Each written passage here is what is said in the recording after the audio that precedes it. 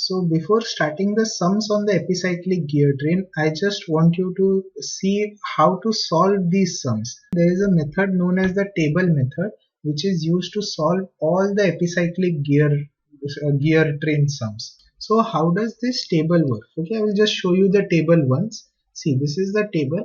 It consists of these 4 rows. They are very simple to understand, not at all difficult. We will go through them one by one. So this is your ideal epicyclic gear train. Your epicyclic gear train consists of what? It consists of a sun gear, a planet gear, one or more planet gear. We are considering only one planet gear, and there is an annular gear which is on the outside. Annular gear has teeth on the inside. So S and P, the sun gear and planet gear have external meshing, and the planet gear and your annular gear have internal meshing. And the fourth element is the arm. The arm connects the sun gear to the planet gear. So whenever you have to solve this type of sum, you will have the diagram. You can draw the diagram, and after drawing the diagram, you draw this table. So whenever you start drawing this table, you always have to follow this same order. The first is the step number, second is operation, and next is the revolution of elements. So you have to list all the elements that are present in your epicyclic gear train. For example, see, in our epicyclic gear train there are 4 elements.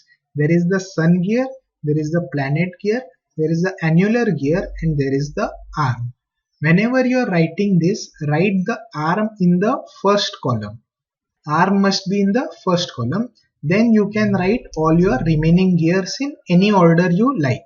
It is no compulsion to write this in this specific order. You can write it anyhow you like.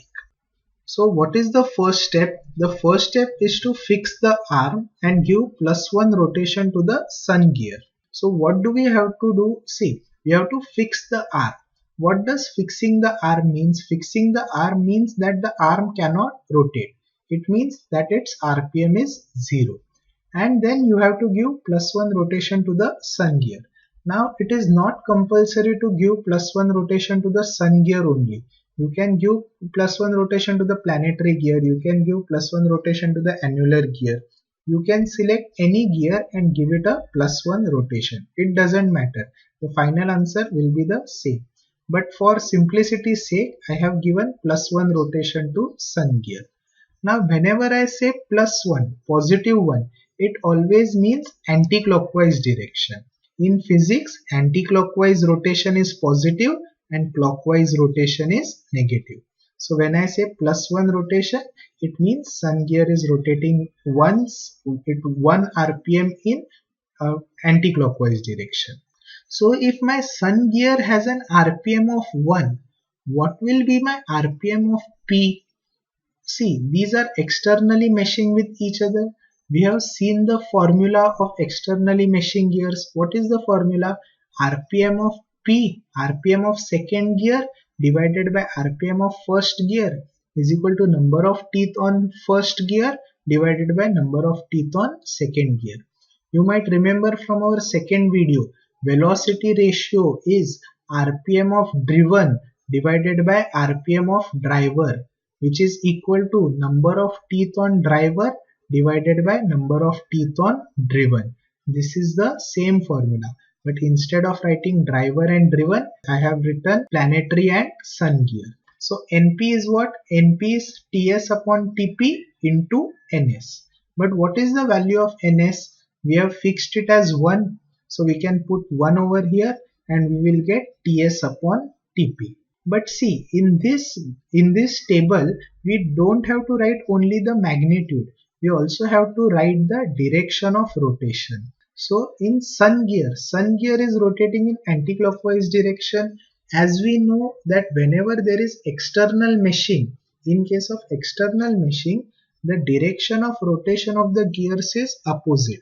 That is, if sun is rotating in the anti-clockwise direction, then the planet will rotate in the clockwise direction, and clockwise direction is negative. That is why we write minus TS upon TP. That is why we have this minus sign.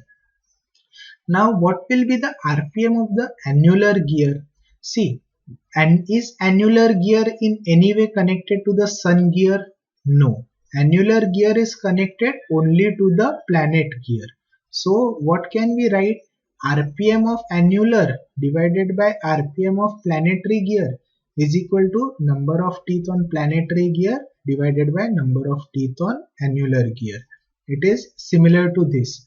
In this case, in case of primary and annular gear, primary is your driver and annular is your driven. That is why we write this equation. So what is the RPM of annular gear? Is this Tp upon Ta into angular velocity of planetary gear, taking Np over here. What was the value of Np? See, here is the value of Np with sign. With sign we have to take. What is the value? Minus Ts upon Tp.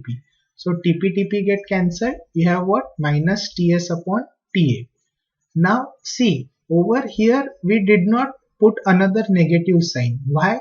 Because it is internal meshing.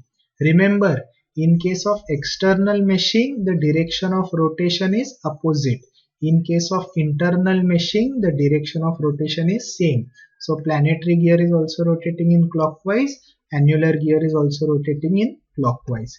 Hence we have this minus sign, minus Ts upon Ta. I hope you have understood this first row. If you have not, please go back and listen to what I explained, okay, in this video, because only the first row is the difficult row. Other all rows are very easy. So see, this is the first row. We fixed the arm, gave +1 to sun gear. Then using the formulas, we found the RPM of the other gears. Now what do? We multiply, in second step, we multiply all these elements by a constant. We are calling that constant M. You can call that constant anything, but for simplicity's sake, let us call it M. So 0 multiplied by M is 0, 1 multiplied by M is M. This multiplied by M is minus Ts upon Tp, and minus Ts upon Ta multiplied by M is minus M into Ts upon Ta.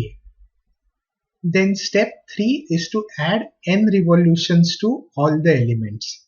So we add n to all these elements. So n. In this entire row there is only n. So what is the total motion? Total motion is addition of these two. 0 plus n is n. M plus n is m plus n. Minus m into Ts upon Tp plus n gives what? N minus m into Ts upon Tp. Similarly, adding these two, we get n minus m into Ts upon T.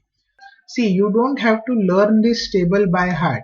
You just understand the logic of the first row. Then remember, you have to multiply all by m, then add n revolutions and do the addition of these two rows. That is how you get the final row.